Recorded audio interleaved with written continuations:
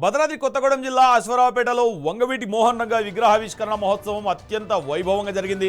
అభిమానుల కోలాహలం, భారీ వాహన ర్యాలీ నడుమ విజయవాడ మాజీ ఎమ్మెల్యే వంగవీటి రాధాకృష్ణ, స్థానిక ఎమ్మెల్యే జారే ఆదినారాయణ కలిసి రంగా భారీ విగ్రహాన్ని ఆవిష్కరించారు.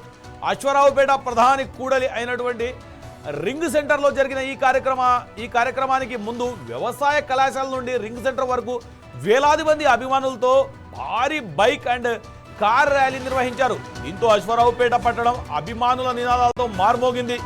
పలువురు ప్రజాప్రతినిధులు, వివిధ రాజకీయ పార్టీల నాయకులు పెద్ద సంఖ్యలో పాల్గొన్నారు. ఈ సందర్భంగా వంగవీటి రాధాకృష్ణ మాట్లాడుతూ, దశాబ్దాలు గడుస్తున్న రంగా జయంతి, వర్ధంతి వేడుకలను ప్రజలు గుండెల్లో పెట్టుకొని స్మరించుకోవడం గొప్ప విషయమన్నారు. కేవలం విగ్రహాలు ఏర్పాటు చేయడమే కాకుండా వంగవీటి మోహన్ రంగా చూపిన బాటలో నడవాలని, ఆయన ఆశయాలు, ఆదర్శాలను స్ఫూర్తిగా తీసుకొని యువత ముందుకు సాగాలని రాధాకృష్ణ పిలుపునిచ్చారు.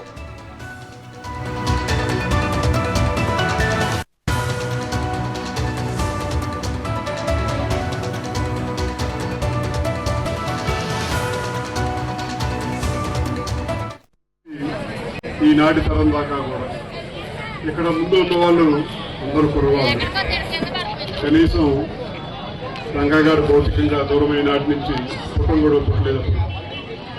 పుట్టకపోయినా సరే రంగా గారి పోరాటం అంటే ఏంటో, రంగా గారి స్ఫూర్తి అంటే ఏంటో ఆనాటి తరం ఆయనతో పాటు నడిచిన వాళ్ళు చెప్పారు. కాబట్టి ఆనాటి తరం నుంచి ఈనాటి యువతరం దాకా కూడా రంగా గారి పేరు చెప్తే మా నాయకుడు అని చెప్పని భావిస్తూ